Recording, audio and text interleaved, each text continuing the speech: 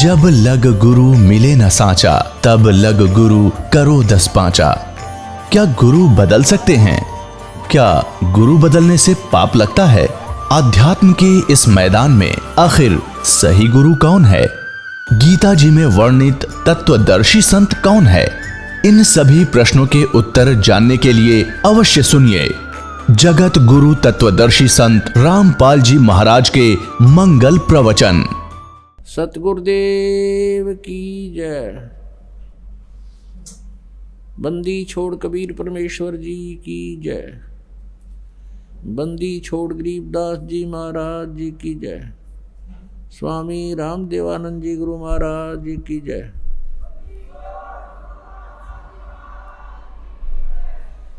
सत साहिब गरीब नमो नमो सतपुरुष को नमस्कार गुरु की नहीं।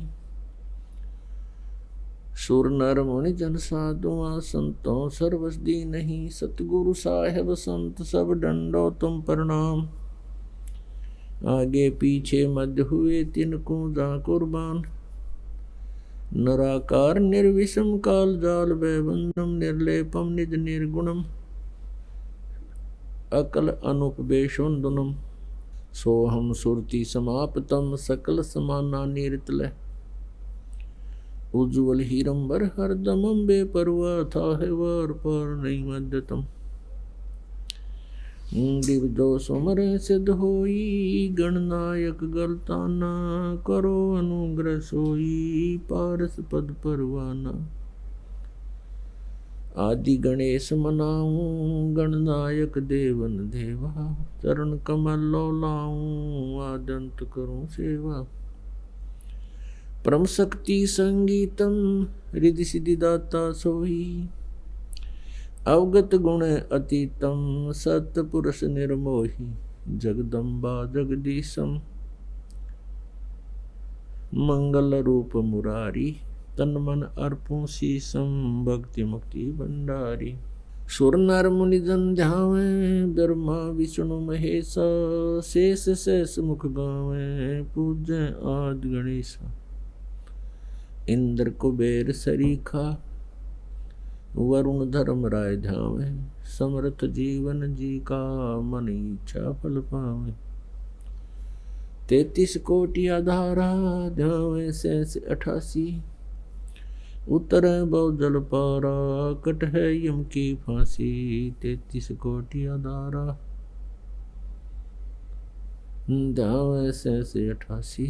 उतर बहु जल पारा कट है यम की फांसी।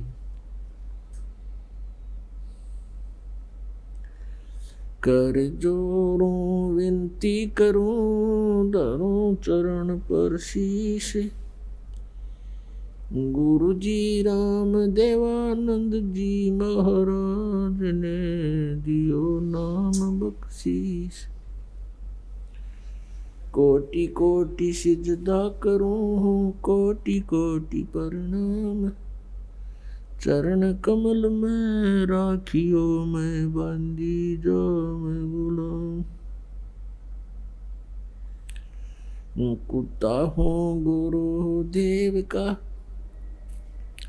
रामपाल दास का नाम।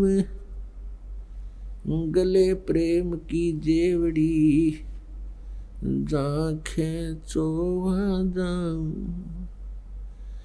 तो करो तो बावड़ू दूर दूर करो तो जाऊं। जो राखो तो ही रहूं जो देवो सुख। जय इब कै सतगुरु मिले। जय इब कै सतगुरु मिले। सब दुख आखूं रो। चरणों ऊपर शीस धरूं कहूं जो कहनी हो। कबीर गुरु जी मिलेंगे पूछेंगे कुशलात। आदि अंत की सब कहूं अपने दिल की बात। गुरु जी तुम ना भूलियो, चाहे लाख लोग मिल जाई, हमसे तुमको बहुत है, तुमसे हमको नहीं। तुमरे विसारे क्या बने, मैं किसकी शरण में जाऊं, शिव ब्रंच मुनि नारदा, तिनके हृदय न समाऊं। अवगुण किए तो बहुत किए, करत न मानी हार, बावे बंदा बख्श दियो, बावे गर्दन उतार। अवगुण मेरे बाप जी, बख्शो गरीब नवाज, जो मैं पूत कपूत हूँ, बहुर पिता को लाज। मैं अपराधी जन्म का, नख सिक बरे विकार, तुम दाता दुख भंजना,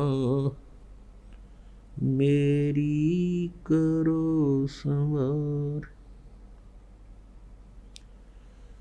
सूरत करो मम साइया,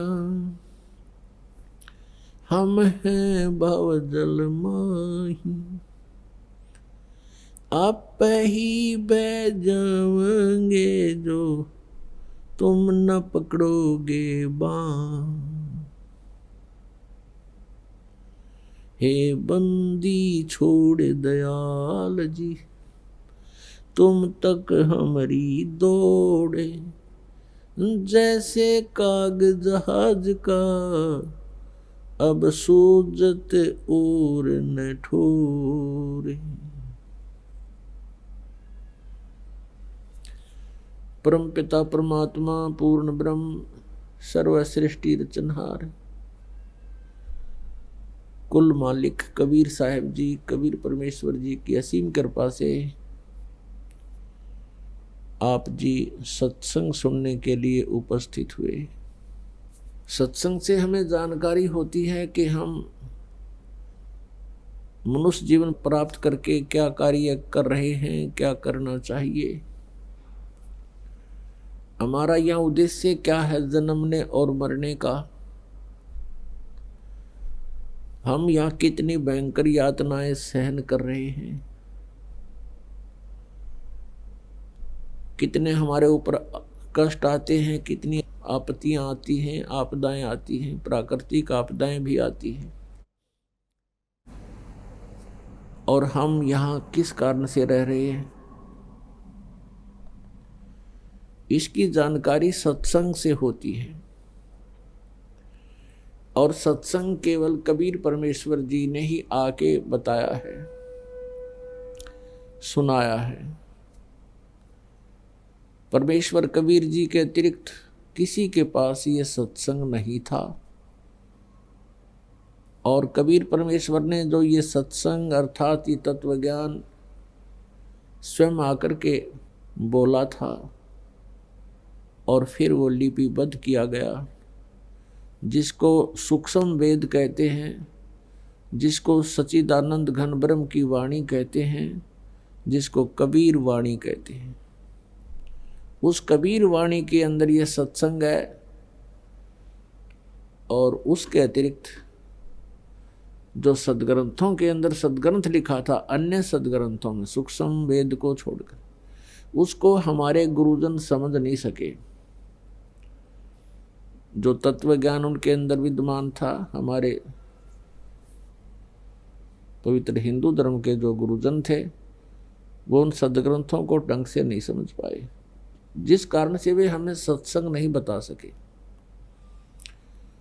सत्संग का अर्थ होता है सत्य का अनुसरण, सत्य ज्ञान की प्राप्ति, और फिर उसके अनुसार सब साधनाएं क्रियाएं हमारी हों, तो हम सत्संग कर रहे हैं, सत्य का साथ कर रहे हैं।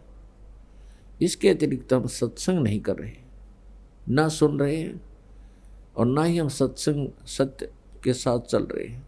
जिस कारण से हमारी यहाँ जन्म और मृत्यु की ये व्यवस्था समाप्त नहीं हुई है। और जब तक जन्म और मृत्यु रहेगी जीव को शांति नहीं हो सकती। श्रीमद् भगवत गीता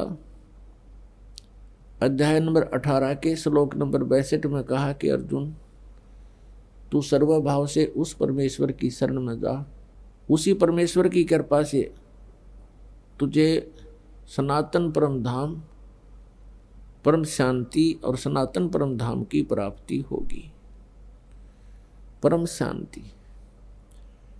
और अपनी शरण के बारे में कह रहा है कि यदि मेरी शरण में रहना है, गीता जी अध्याय नंबर 8 के श्लोक नंबर 5 और 7 में, मेरे में भाव वाला बन, मेरे में श्रद्धा रख, अन्य देवताओं की पूजा त्याग दे, केवल मेरी ही भक्ति कर, मुझ में मन वाला हो, मुझ में भावित रहेगा और मेरा ही सेवन भी कर और युद्ध भी कर। मेरी शरण में रहने का ये कार्य है कि युद्ध भी करना पड़ेगा। तो युद्ध जहां होगा वहां शांति नाम की वस्तु नहीं। फिर कहता कि यदि तुझे परम शांति चाहिए तो उस परमेश्वर की शरण में जा, जिसकी कृपा से तो परम शांति को, सनातन परम धाम को प्राप्त होगा।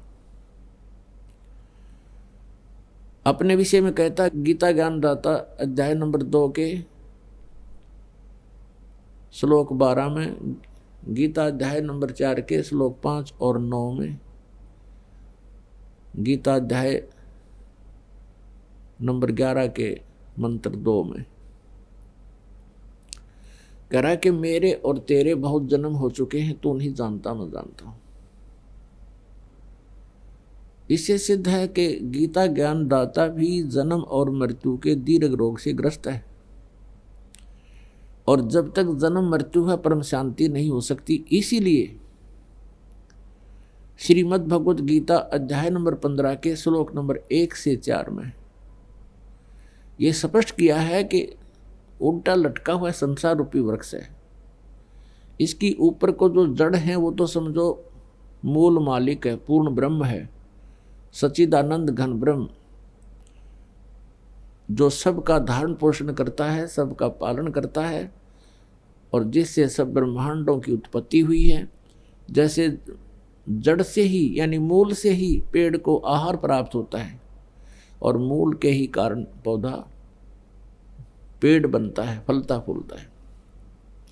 ऊपर को जड़ तो वो दिव्य परम पुरुष है, परम अक्षर ब्रह्म है, पूर्ण ब्रह्म है। और तीनों गुण रूपी नीचे को लटकी हुई शाखाएं, बीच का जो पोर्शन रहेगा तना और मोटी डार और शाखाएं।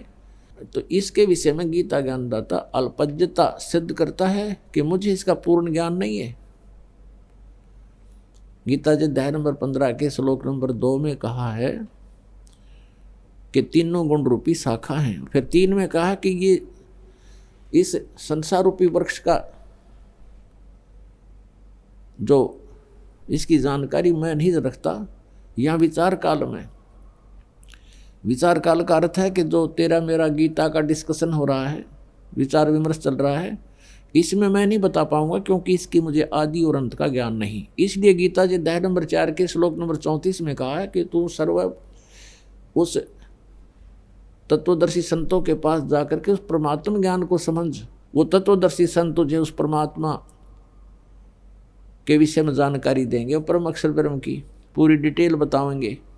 जब वो तत्वदर्शी संत तुझे प्राप्त हो जा, गीता जी अध्याय नंबर 15 के श्लोक 3 और 4 में स्पष्ट किया है। उसके पश्चात उस तत्व ज्ञान रूपी शस्त्र के द्वारा इस अज्ञान रूपी अंधकार को काटकर यानी तत्व ज्ञान को समझकर उसके पश्चात परमेश्वर के उस परम पद की खोज करनी चाहिए, जहां जाने के बाद साधक फिर लौटकर संसार में नहीं आते। और उसी परमेश्वर से सर्व संसार की यानी संसार रूपी वृक्ष की प्रवृत्ति विस्तार को प्राप्त हुई है। अर्थात उसी परमेश्वर ने सब ब्रह्मांडों की रचना की है और उसी परमेश्वर की भक्ति करनी चाहिए। मैं उसी की शरण हूं और उसी की भक्ति करनी चाहिए। गीता ज्ञानदाता कहता कि मैं भी उसी की शरण में हूँ, उसी की भक्ति करता हूँ। गीता अध्याय नंबर 18 के श्लोक नंबर 62 में तो कह रहा है कि तू सर्वभाव से उसकी शरण में जा, उसकी कृपा से तो परम शांति को और सनातन परम धाम को प्राप्त होगा। और गीता जी अध्याय नंबर 18 के श्लोक 63 में कहा कि ये गीता का गूढ़ से गूढ़ रहस्य, गुप्त से गुप्त ज्ञान तुझे सुना दिया, तू जैसा उचित समझे ऐसा कर ले। मेरी शरण में रहना है तो जन्म मृत्यु तेरी भी मेरी भी, और शांति नाम की चीज नहीं, क्योंकि युद्ध करना पड़ेगा। अब निर्णायक ज्ञान चल रहा है गीता जी में, 18वां अध्याय अंतिम अध्याय है, अंतिम ये श्लोक चल रहे हैं लगभग। 18वें अध्याय के 62वें श्लोक में स्पष्ट कर दिया कि तू अब उस परमेश्वर की शरण में जा जिसकी कृपा से तू परम शांति और सनातन परम धाम को प्राप्त होगा। और अपनी स्थिति बता दी कि मेरी और तेरे सदा जन्म मृत्यु रहेंगे यदि मेरी शरण में रहेगा तो। 18वें अध्याय के 63वें श्लोक में कहा कि तू फैसला कर ले, अब सोच ले तूने जो करना, मेरी शरण में रहना है या उस परमेश्वर की शरण में जाना। उसकी शरण में जाना है तो तत्वदर्शी संतों से उसका ज्ञान प्राप्त कर, मैं नहीं जानता। और ये गुप्त से गुप्त गीता ज्ञान तुझे मैंने बता दिया, गुप्त से गुप्त। गीता जी के 18वें अध्याय के 64वें श्लोक में फिर गुप्त से गुप्त भेद और बता रहा हूं, जिसके विषय में मैं तुझे उसकी शरण में जाने को कह रहा हूं। वो परम अक्षर ब्रह्म मेरा भी इष्ट है, मेरा भी पूज्य देव है। यहां अनुवादकर्ताओं ने गड़बड़ी कर रखी है। इसमें लिख दिया कि तू मेरा प्रिय है, इसलिए गुप्त से गुप्त भेद और बताता हूं। फिर सुन, गुप्त तो ये पहले 18वें अध्याय के 63वें श्लोक में कह चुका है कि गुप्त से गुप्त भेद यू गीता वाला मैंने बता दिया। अब एक और गुप्त से गुप्त बताता हूं कि ये मेरा पूज्य देव है, मेरा इष्ट है।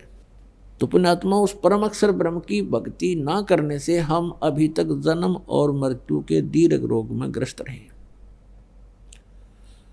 जब तक ये जन्म मृत्यु है, शांति नहीं।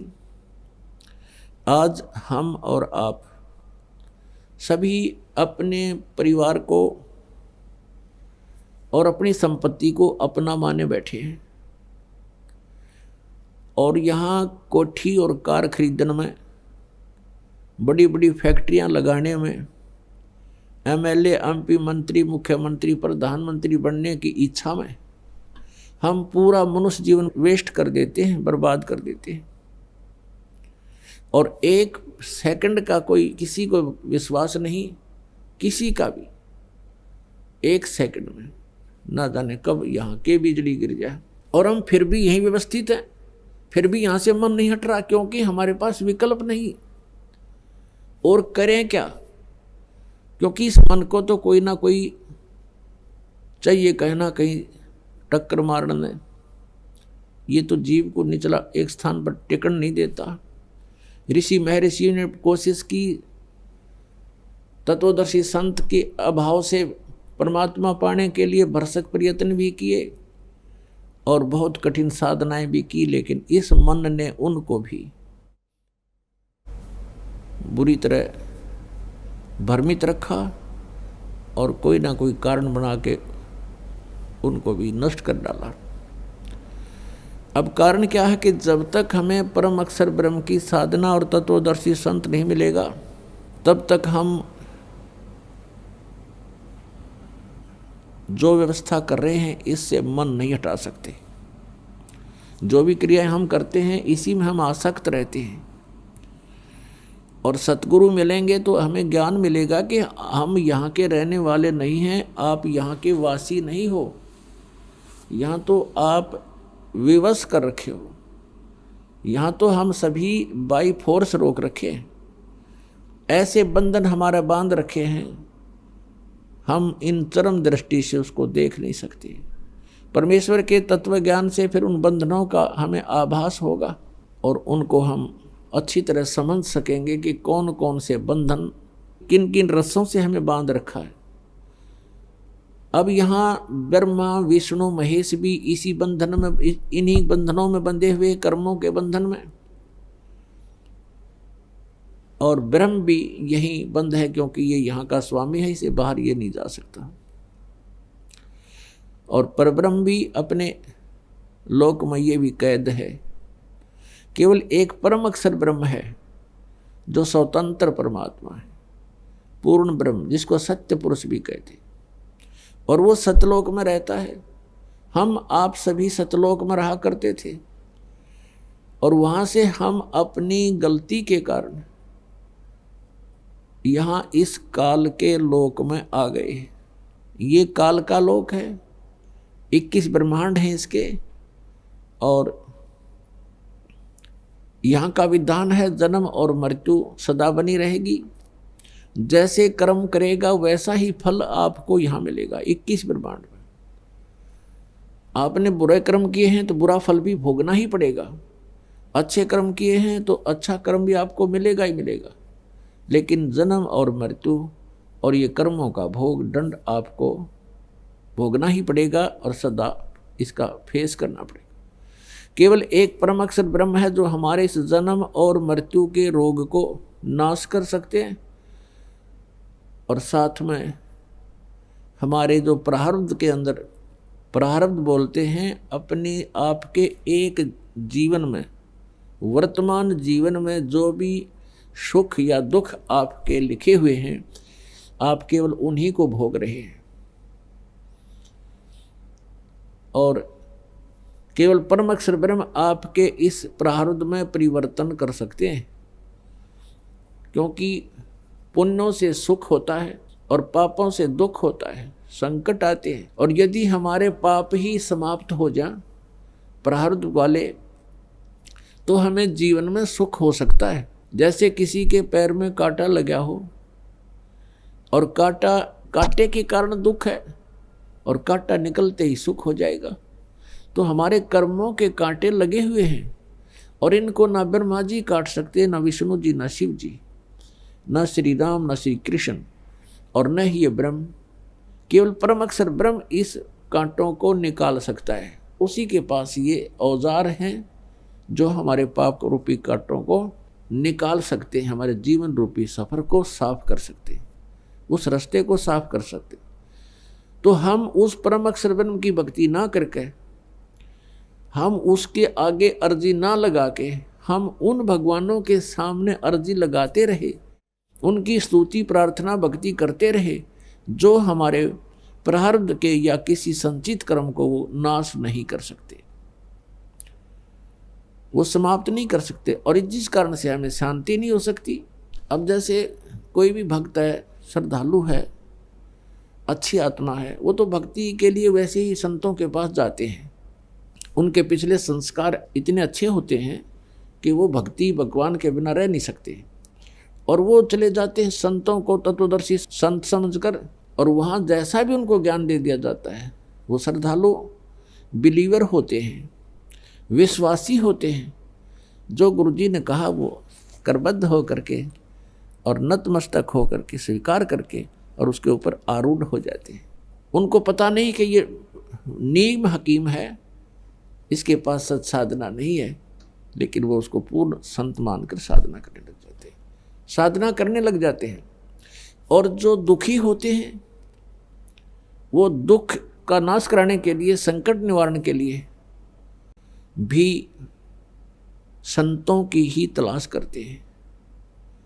पहले तो हम भटकते हैं, जैसे अपनी परंपरागत साधनाएं होती हैं, किसी मंदिर में जाते हैं या किसी मढ़ी पर जाते हैं, वहाँ सब मत्थे उत्थे टेक टाक के हम जब थक लेते हैं, कोई लाभ नहीं होता। कोई बताता है कि वहाँ एक संत हैं, उनके आशीर्वाद से आपका दुख निवारण हो जाएगा, तो वहाँ जाते हैं।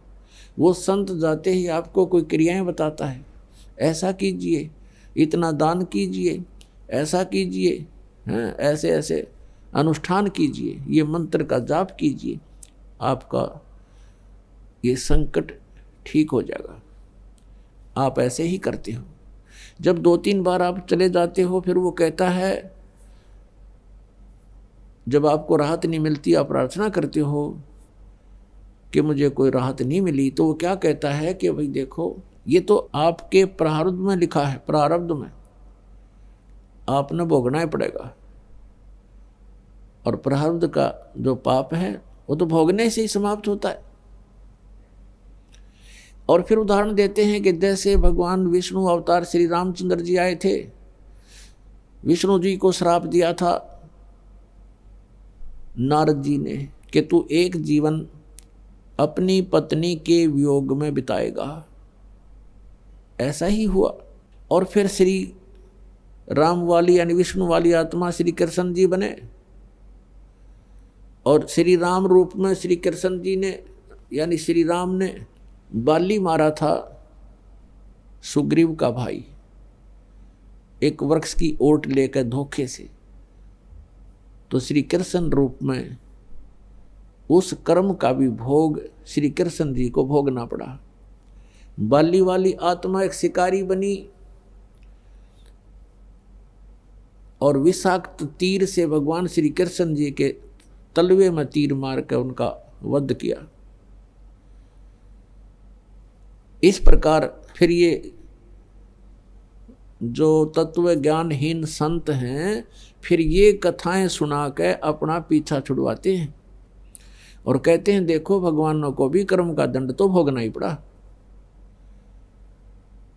तो उसमें तो भक्त संतुष्ट हो जाता है, लेकिन वो पाप रूपी कांटा तो फिर भी खटकता ही रहता है, और जब तक वो पाप रूपी कांटा नहीं निकलेगा तब तक चैन पड़ नहीं सकती, चाहे कोई कितनी बात बढ़ा ले और कितनी सांत्वना दे दे उसको।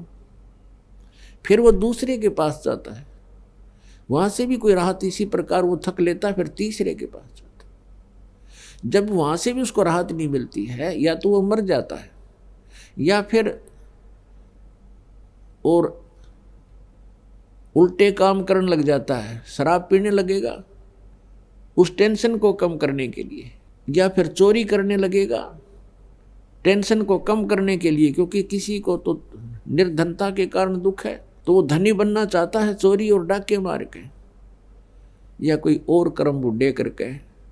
इस प्रकार कोई प्राणी कभी भी सेठ नहीं बन सकता, धनी नहीं बन सकता, दूने पाप कर्म बढ़ावेगा, अपने कर्म बिगाड़ सकता है।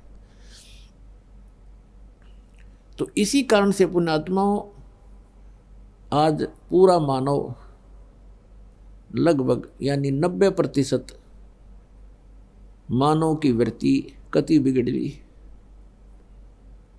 भगवान का डर रहा नहीं, आस्था समाप्त होती जाती है। ऊपरले मन से भले ही हम राम राम कहते हैं, पर अंदर में विकार, अंदर में सारी कुबद ज्यों की तो विद्यमान है, और हमारा हर तरह से व्यवहार बिगड़ गया। माया ही हमें सब कुछ दिखाई दे रही है। तो इसका कारण ये नकली संत हैं, ये तत्व ज्ञानहीन नीम हकीम जो संत गुरु बने बैठे हैं, ये मंडलेश्वर, ये इसका मुख्य कारण है। क्योंकि इन्होंने सदग्रंथों को समझा नहीं और हमारे को गलत रास्ता दे दिया, और श्रद्धालु गुरुजी के बताए अनुसार सिर धड़की बाजी लगा देता है, क्योंकि वो चाहता है कि मेरा कष्ट निवारण हो, मुझे जो टारगेटेड वस्तु मिले, मेरी उद्देशित वस्तु मिले। यही कारण था कि रावण को उसके नीम हकीम गुरु ने राक्षस बना दिया। रावण ब्राह्मण था और उनके गुरु से उन्होंने सब शिक्षाएं प्राप्त की। उन्होंने गुरुजी के आगे ये इच्छा रखी कि मैं राजा बनना चाहता हूं और सब सुविधाएं हो मेरे पास। तो रावण के गुरु ने बता दिया कि भगवान शिव, ये तमोगुण शिव, ये सर्वेश्वर है, महेश्वर है, मृत्युंजय है, कालज्ञ है, और रिद्धि और सिद्धि के ये दाता हैं। ये आपको बहुत धन दे सकते हैं यदि ये प्रसन्न हो गए तो। और बताया कि वेदों में इसी की महिमा है। वेदों को प्रत्येक प्राणी सत्य मानता है, और वेदों के आधार से कोई बताता है कि ये वेदों में ऐसा लिखा है, आप ऐसे कीजिए, तो हम उसको शास्त्र अनुकूल साधना जानकर करते हैं, और करनी भी चाहिए। लेकिन वो नीम हकीम गुरु समझ नहीं सके कि वेदों में शिव और शंभु किसके लिए संबोधित है। अब वहाँ वेदों में जो शिव है वो परम अक्षर ब्रह्म की तरफ है, और शंभु का अर्थ भी यही होता है, जो एक शंभु होता है, एक स्वयंभू होता है। स्वयंभू तो परमेश्वर जो कभी जन्म नहीं लेते वो शंभु हैं, यानी स्वयं ही प्रकट है। और शंभु का अर्थ होता है जो सुखदायी भगवान हो। तो हम वेदों के अनुसार से जैसे अपने बच्चों के नाम लिख लेते हैं, रख लेते हैं, ऐसे ही इस काल के पुत्र तमोगुण शिव को भी हम उस परम अक्षर ब्रह्म की संज्ञा लेकर के संबोधित करने लगे इन नीम हकीम गुरुओं के कारण। तो रावण को बता दिया गया कि इसकी पूजा करने से और घोर तप करने से यह प्रसन्न होगा। अब जैसा भी गुरुजी ने बताया था, रावण ने सिर धड़की बाजी लगा दी। अपने भगवान शंकर को खुश करने के लिए यहाँ से गर्दन भी चढ़ा दी, यहाँ से काट के अपनी तलवार ऐसे मार के और चढ़ा दिया। तो जैसा कर्म करेगा उतना फल ये अवश्य देते हैं। तो भगवान शिव ने उसको वो शरीर उसका एज इट इज फिर कर दिया। ऐसे 10 बार उसने शीश दिए और 10 ही बार उसको जीवित कर दिया भगवान शिव ने। इतनी शक्ति इन भगवानों में है कि जब तक जीव के सांस हैं और इन परिस्थितियों में यदि कोई उसको ऐसा कुछ होता है तो ये उसको स्वस्थ कर सकते हैं। स्वस्थ का मतलब ये नहीं कि उसके जैसे कर्मदंड के कारण कोई रोग है तो रोग नाश नहीं ये कर सकते, वो भोगना ही पड़ेगा। सिर्फ ये है कि उसके निमित्त उन्होंने ये किया तो वो एज इट इज जैसे उसको जोड़ दिया। जैसे श्री कृष्ण जी और अर्जुन गए थे मोरध्वज राजा के घर, उनके पुत्र को आरे से चिरवा दिया, मृत्यु होगी, फिर उसको जीवित कर दिया क्योंकि उसके संस्कार थे, अब शेष थे उसके जीवन। लेकिन वही श्री कृष्ण अपने सगे भांजे अभिमन्यु को जीवित नहीं कर सके, जो महाभारत के युद्ध में चक्रव्यूह में मारा गया था। सुभद्रा रो रही थी, श्री कृष्ण रो रहे थे, यानी सुभद्रा श्री कृष्ण की बहन थी, वो जीवित नहीं कर सके क्योंकि अभिमन्यु की आयु इतनी ही थी, उसका प्रारब्ध भी इतना था, इसलिए वो कुछ भी परिवर्तन श्री कृष्ण अर्थात विष्णु नहीं कर सके। श्री कृष्ण यानी विष्णु और शिव और ब्रह्मा ये तीनों एक ही सतर के, एक ही जैसे शक्ति युक्त प्रभु हैं, इनमें कोई अंतर नहीं है, केवल इनके विभाग का अंतर है। जैसे एक तो गृह मंत्री हो, एक सैर सपट्टा मंत्री हो, पर्यटक मंत्री, तो इनके विभागों में अंतर होने से उनकी जो है महिमा में फर्क हो जाता है आम व्यक्ति की दृष्टि में, लेकिन उनकी शक्ति में अंतर नहीं है, पोस्ट एक जैसी ही।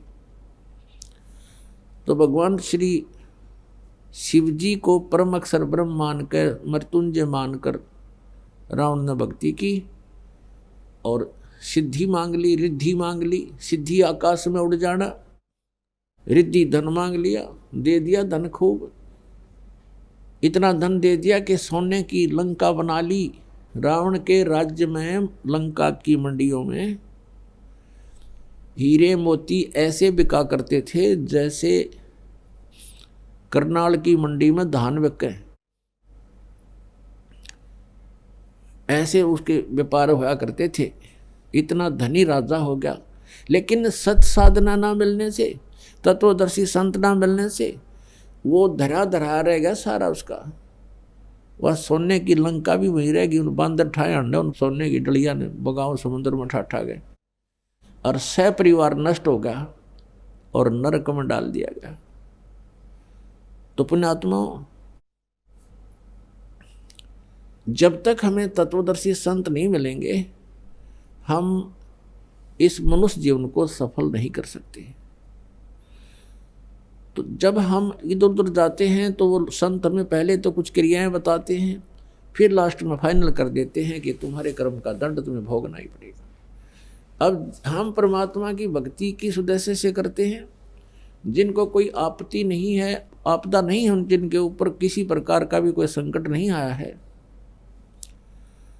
उनको कोई विघ्न नहीं है, तो वो भी साधना कर रहे हैं। तो परमात्मा की चाह में उनको ये भी नहीं मालूम कि हम भक्ति कर किस लिए रहे हैं, भगवान को किस लिए चाह रहे हैं, लेकिन वो पिछले संस्कार उनमें इतने प्रबल हैं कि वो कोई ना कोई भक्ति की आड़ लिए बिना रह नहीं सकते। जिनके ऊपर संकट हैं, वो संकट निवारण के लिए ही परमात्मा की भक्ति करें। और भक्ति क्यों कर रहे हैं? क्योंकि संकट हमारे ऊपर ना आवे, और जो जिनके ऊपर वर्तमान में कोई आपत्ति नहीं है तो वो भी भगवान से यही दुआ मांगते हैं कि हमारे जीवन में और कोई भी आपदा ना आवे, हम सुखी रहें। लेकिन जिन भगवानों की हम भक्ति कर रहे हैं वो हमारे प्रारब्ध में कोई परिवर्तन नहीं कर सकते, और प्रारब्ध में परिवर्तन हुए बिना हम सुखी नहीं हो सकते। जैसा कर्म किया है वैसा ही भोगना पड़ा, तो हम फिर सुखी कैसे होंगे? किसी के प्रारब्ध में यानी किस्मत में लिखा है भाई जान जानी है, मृत्यु होगी इस उम्र में, तो हो ही गई। फिर बताओ फिर क्या फायदा उस भक्ति का? या कोई और आपत्ति आनी है तो वो भी आ गई। तो भक्ति किस लिए कर रहे हैं? भक्ति इसलिए कर रहे हैं, हम ये उद्देश्य लेकर चलते हैं कि हम सुखी रहें, हमारे ऊपर कोई कष्ट ना आवे। और फिर हम भक्ति करते हैं, कष्ट भी ज्यों के त्यों आते हैं, और हमारे पास विकल्प ना होने से हम ये सोच लेते हैं उनको भी ऐसा घटना घटी थी, उनके यहाँ भी ऐसी घटना घटी थी, फिर हम सेट हो जाते हैं। इन दुखों को हम दुख को ही सुख में आप बदलने की चेष्टा करते हैं। जैसे किसी व्यक्ति का 3 पुत्र थे और उसके एक की मृत्यु होगी। अब बड़ा कष्ट में था, सारा परिवार रो रहा था। उनको सांत्वना देने के लिए सभी आसपास के रिश्तेदार कुल के लोग आते हैं। तो उनमें से एक ऐसा व्यक्ति भी वहां पहुंच गया कि जिसके एक ही पुत्र था और उसी की मृत्यु हो गई थी। तो सभी ने ये कहा कि देखो इस बेचारे का एक ही पुत्र था और उसी की मृत्यु होगी, अब ये भी तो जी रहा है। तो जिसके 3 पुत्रों में से एक ही मृत्यु हुई थी उसने राहत की सांस ली और खुश हो गया, हल्का बोझ हो गया। किस कारण से? कि चोखा है भगवान, मेरे 2 तो बच गए, एक का मरा है और इसके बेचारे का एक ही था वो ही मर गया। इसी से हल्का बोझ मान लिया। अब क्या फर्क पड़ गया उसको? अब तुलनात्मक तरीके से कि इससे तो मैं सुखी हूं, ऐसे हम इस झूठे सुख को सुख मान रहे हैं। तो पुण्यात्माओं, यहां कोई विकल्प भी नहीं है, एक विकल्प है, समर्थ का शरणागत हो रंग होरी हो, कदे न हो एकाज राम रंग होरी हो। होरी माने खुशी। जैसे होली खेलते हैं, होली खुशी मनाते हैं। कहते यहाँ अगर तुमने खुशी मनानी है तो समर्थ का शरणागत हो और राम रंग होरी हो। फिर हमारे राम के रंग की होली होगी। ये बकवादों वाले रंगों से हम होली नहीं खेल सकते। हम राम के रंग में रंग जाएंगे और फिर देखना। और कदे न हो एकाज राम रंग होरी हो, हमारा कभी अकाज नहीं होगा, हमारा कोई भी ऐसा कोई आपत्ति नहीं आवेगी, किसी प्रकार का भी हमारा जो है बिगाड़ नहीं होगा, कोई हानि नहीं हो पाएगी।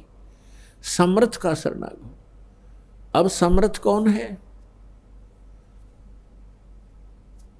समर्थ कौन है?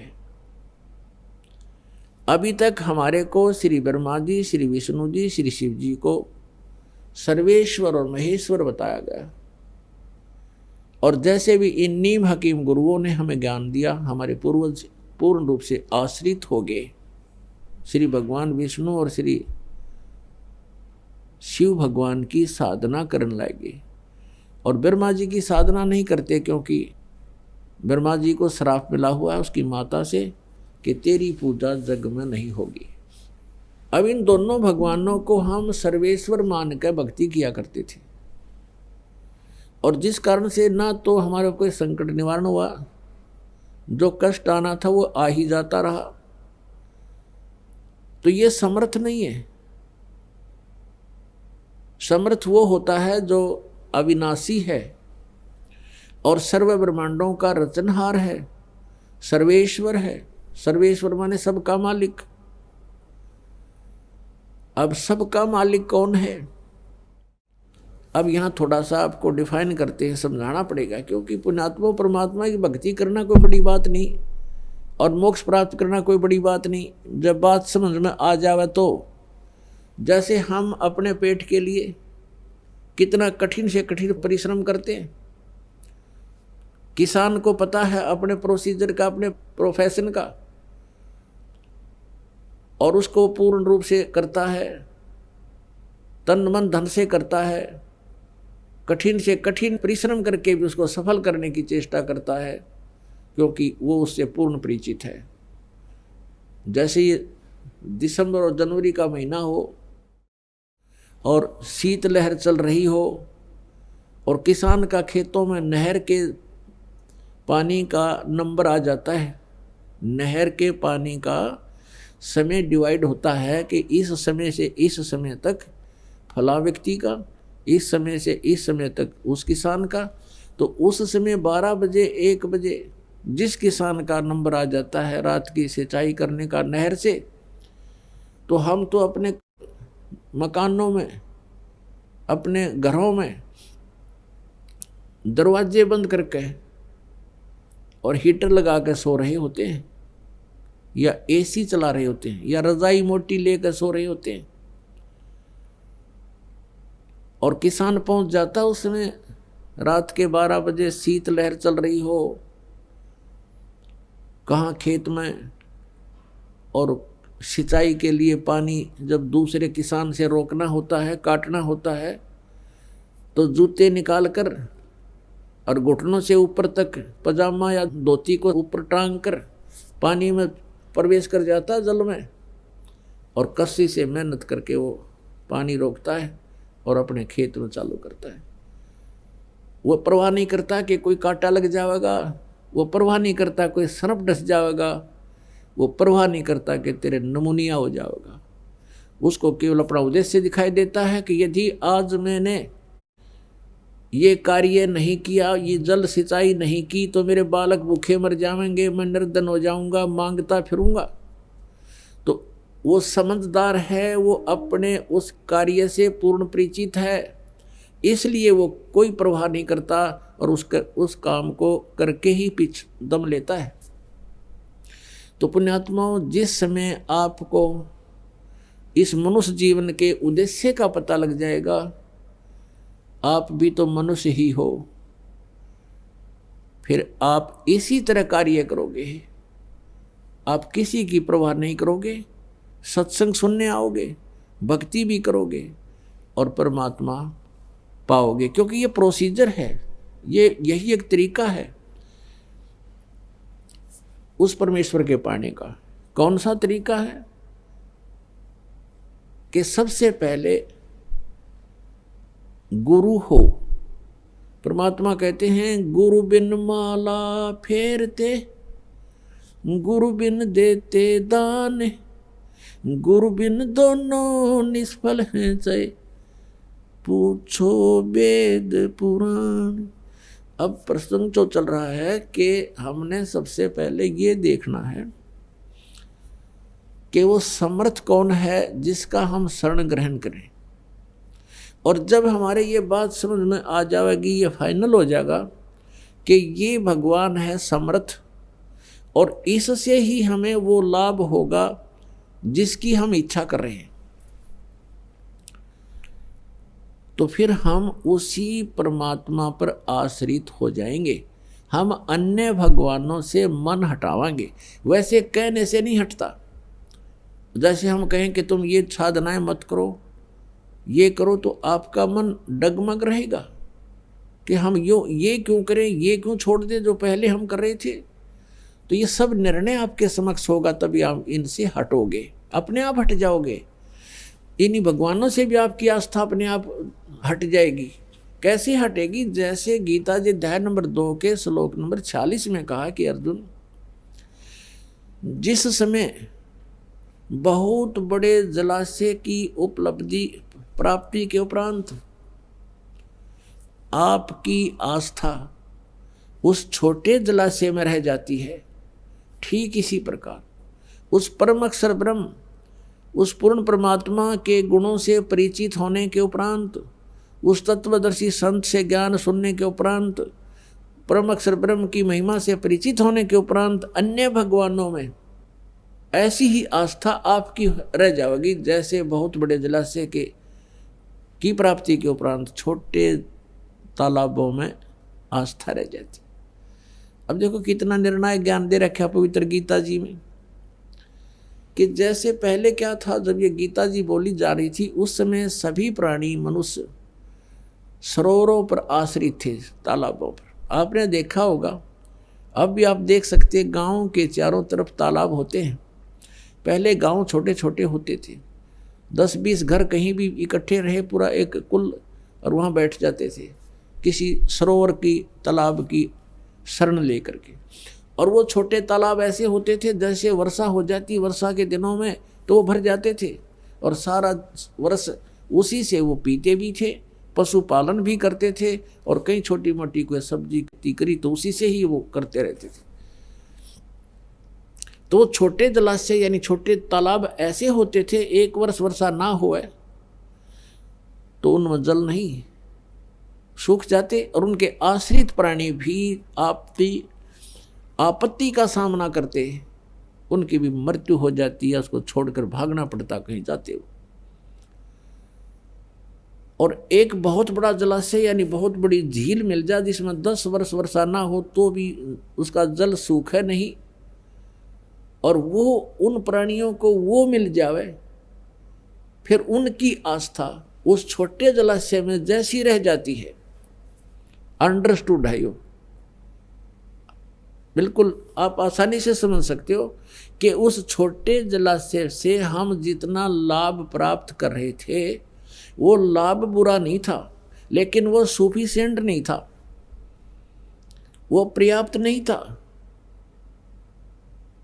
अब हमें वो इतना बड़ा जलाशय मिल गया, और जिसकी शरण में हम रहेंगे, जिसके सहारे हम बैठेंगे जाके, उसमें 10 वर्ष भी वर्षा ना हो तो भी उसका जल समाप्त नहीं होता। तो छोटे जलाशय पे कौन रहेगा? जब वह उठागा अपने सारे बाल बच्चों को और वहां जा बैठेंगे। तो कहने का भाव यह है कि उस जलाशय बुरा नहीं था, छोटे वाला, उसका जल बुरा नहीं था, लेकिन पर्याप्त नहीं था। कभी भी आपत्ति का सामना करना पड़ सकता था, और करना पड़ता भी था। तो इसी प्रकार ये अन्य भगवान जो हैं, अन्य देवता, ये तो छोटे जलाशय समझो, और समर्थ परमात्मा को दरिया समझो। दरिया, झील की संज्ञा तो वैसे समझाने के लिए आपको दे रहे हैं, लेकिन वो तो दरिया है जिसका जल कभी समाप्त नहीं होता, अथाह जल जिसके अंदर हो। तो वो दरिया मिल जाए तो फिर तो कहना है क्या। तो इस प्रकार हमने उस समर्थ को पहचानना पड़ेगा। अब क्या बताते हैं, और संत सब कूप हैं, केते झरीता नीर, दादू अगम अपार है, वो दरिया सत्य कबीर। अब कुछ संत तो कूप समझो, कुएं, और संत का मतलब है जैसे गुरु, और एक तो गुरु है श्री विष्णु जी और श्री शंकर जी की महिमा बताने वाला, एक वो तो समझो कूप है, यानी उस कूप से, उस हैंडपंप से मिलने वाली राहत अस्थायी है, उस कुएं से मिलने वाली। क्योंकि कुआं क्या होता है, जो जिस भी सतर पर उसकी नीचे का लेवल छोड़ रखा है, जैसे यूँ क्या करें भाई, इस हैंडपंप का या ट्यूबवेल को ऊपरले पानी पर छोड़ रखा है, तो ऊपरले पानी पर थोड़ा ही काम करा करें, और एक कहते हैं नीचे भाई चोए में पहुंचा दिया, नीचे अच्छी गड़ आ गई, और फिर वहाँ से वो खूब पानी देता है। तो ये जो वो गुरु जो होते हैं वो उस ईष्ट से कनेक्टेड होते हैं जिसके वो साधक हैं, और फिर उस ईष्ट से वो उसका थर्मल प्लांट है ना, समझ लो, उससे फिर आगे दूसरों को कनेक्शन देते हैं। जो शिष्य वो बनाते। तो कहने का भाव ये है कि वो जब कूप का जल कितना काम कर सकता है अंडरस्टूड है। और कहते जरीता नीर, जो ब्रह्म तक की साधना बताने वाले ये भी गुरु हैं। इनको समझ ले, झरना थोड़ा छोटा मोटा कोई झरना बह रहा है, उससे प्राप्त सुविधाएं। और दादू अगम अपार है ये दरिया सत्य कबीर।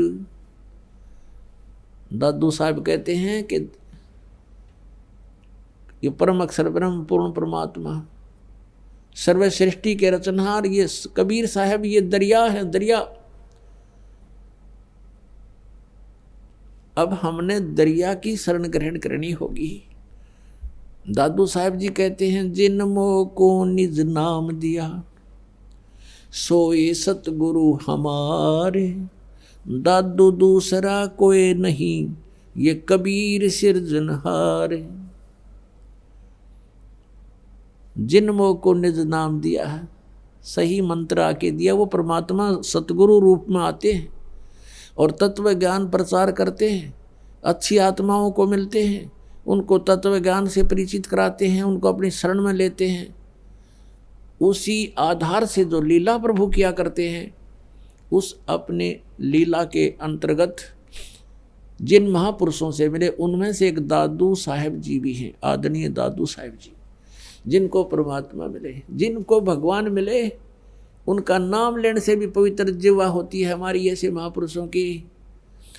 और जिन्होंने मिसगाइड कर दिया पूरे विश्व को, उनका नाम लेने से भी पाप लगा, लेकिन मजबूरी में लेना पड़ता है, बताना पड़ता है कि ये संत नहीं थे, इन्होंने भट्ठा बैठा दिया समाज का। और उन महापुरुषों के हमने सुने नहीं, जिन्होंने आंखों देखा और भगवान को और बताया कि ये परमात्मा हैं। आज हमारी समझ में आई कि सचमुच कबीर इज गॉड। और वो कबीर जो बनारस में काशी शहर में एक जुलाहे की भूमिका करने आए करके गए थे, 120 वर्ष रहे थे, सह शरीर आए सह शरीर चले गए थे, वो परमात्मा है जिन्होंने वो ऐसी लीलाएं किया करता है जो वेद बता रहे हैं। और किसी भी जिनको हम भगवान मानते थे, किसी भी की भी जीवनी में वेदों अनुसार कोई भी लीला नहीं है उनकी। तो पुण्यात्मा, सबसे पहले हमने समर्थ को पहचानना, फिर उसके बाद आपकी आत्मा आप पे फंस जाएगी, आप ही हट जाओगे वहां से, ज़्यादा कहने की जरूरत नहीं पड़े। अब प्रसंग चल रहा है कि उन पुण्य आत्माओं में से जिन जिन को भगवान मिले, उन्होंने यही बताया कि वो कबीर जो बनारस में आए थे काशी में, जिनको हम जुल्हा कहा करते थे, और एक कवि की संज्ञा देकर उनके इतिहास की फाइल को क्लोज कर रखा था। अब वो फाइल फिर खोलनी पड़ेगी। अब उस फाइल को खोल कर देखा तो उसमें तो खजाना दबा है। ये समर्थ थे, खुद परमात्मा थे, जिन अज्ञानियों को लाल को कौड़ी बना करके कूड़े में डलवा दिया था हमसे, आज वो लाल हमने पहचान लिया और फिर उठा लिया। अब कहते हैं, जय कंचन बिष्टा पड़े घटे नता का मोल। यदि सोने को कहीं टट्टी में डाल दे, उसकी कीमत में फर्क नहीं होता। समझदार व्यक्ति जब वह निकाल कर धो कर मांझ गए पहुंचेगा सुनार के पास, और जाते ही पैसे दे देगा, ले भाई इतनी कीमत है इसकी। इसी प्रकार हमने लाल को पहचाना है और उसकी पहचान आपसे भी करवा रहे हैं। आपको भी बता रहे हैं कि ऐसा होता है लाल, उसके गुण ऐसे होते हैं। तो आपका जब समझ में आ जाएगी कि सचमुच ये लाल है, तो आप भी भीतरली जेब में डालोगे, कदे कोई और ना देख ले। अपना पता है कोई ना अभी तक ये क्या कीमत है इसकी। तो पुण्यात्मा, श्री ब्रह्मा विष्णु महेश ये कितने समर्थ हैं, जिनकी कितनी क्या सतिथि है। ये नाशवान हैं, इनकी जन्म मृत्यु होती है और कर्म का दंड ये स्वयं भी भोगते हैं, और जो इनकी पूजा करते हैं उनको भी प्रारब्ध के कर्म को भोगना ही पड़ेगा। यानी उनके जीवन रूपी सफर के पाप रूपी कर्म काटे कट नहीं सकते, निकल नहीं सकते। तो उन्होंने वो आजीवन भोगने ही पड़ेंगे, जैसे उनके कर्म में लिखा है वो कर्म भोगना पड़ेगा। और ये अंतिम सिद्धांत ये खुद भी बताया करते, जैसे कर्म करेगा वैसा फल देगा भगवान। अब भगवान का विधान तो सही है कि जैसे कर्म करोगे वैसा ही फल मिलेगा, लेकिन हम कर्म ही गलत कर रहे हैं। हम शास्त्र विरुद्ध साधना कर रहे हैं, शास्त्र विधि को त्याग कर मनमानी पूजाएं कर रहे हैं जो गीता जी में वर्णित नहीं है, तो हमारे अशुभ कर्म बन रहे हैं, उनसे कोई लाभ नहीं होना। और फिर वेदों में ये भी लिखा है कि समर्थ जो परमात्मा है, परम अक्षर ब्रह्म है, पूर्ण ब्रह्म, वो हमारे घोर से घोर पाप का विनाश कर देगा।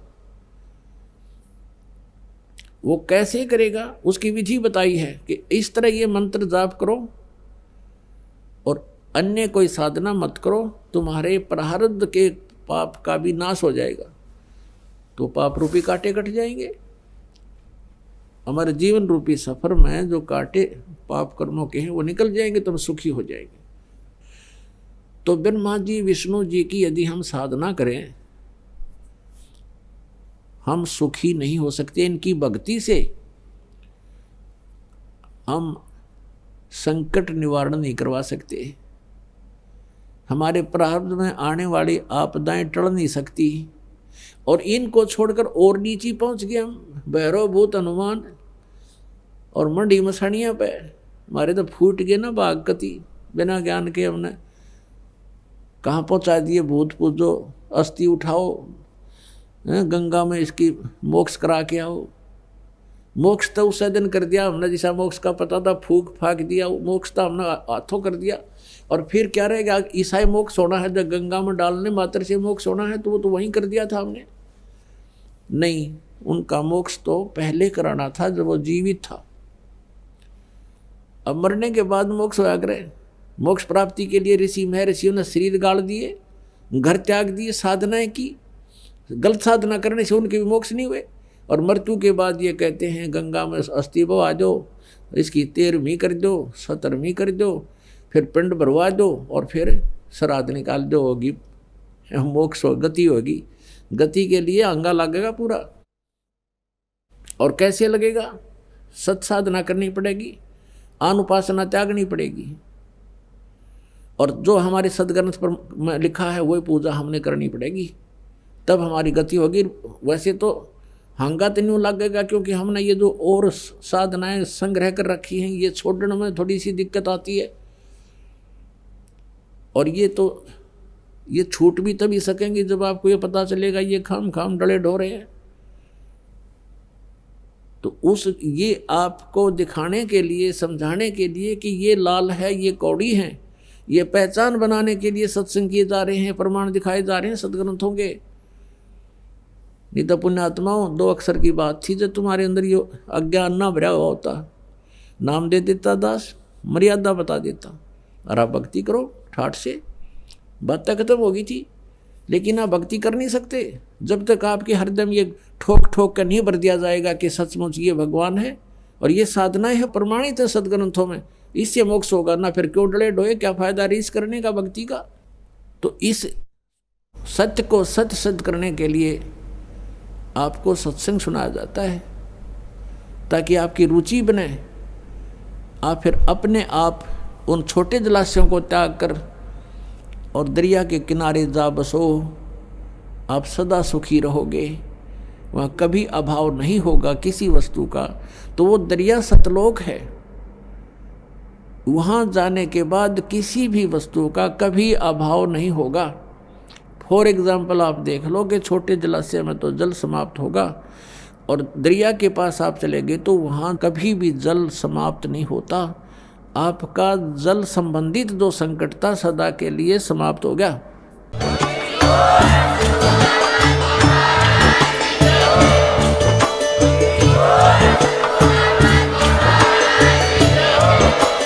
आप सुन रहे थे जगत गुरु तत्वदर्शी संत रामपाल जी महाराज जी के मंगल प्रवचन। अधिक जानकारी के लिए विजिट कीजिए हमारी वेबसाइट www.jagatgururampalji.org। संत रामपाल जी महाराज जी के शुभ आशीर्वाद से पूरे विश्व भर में 500 से भी ज्यादा नाम दीक्षा केंद्र हैं, जिन पर संत रामपाल जी महाराज जी द्वारा ऑनलाइन निशुल्क नाम दीक्षा दी जा रही है। अपने नजदीकी नाम दीक्षा केंद्र का पता करने के लिए संपर्क करें 8222880541।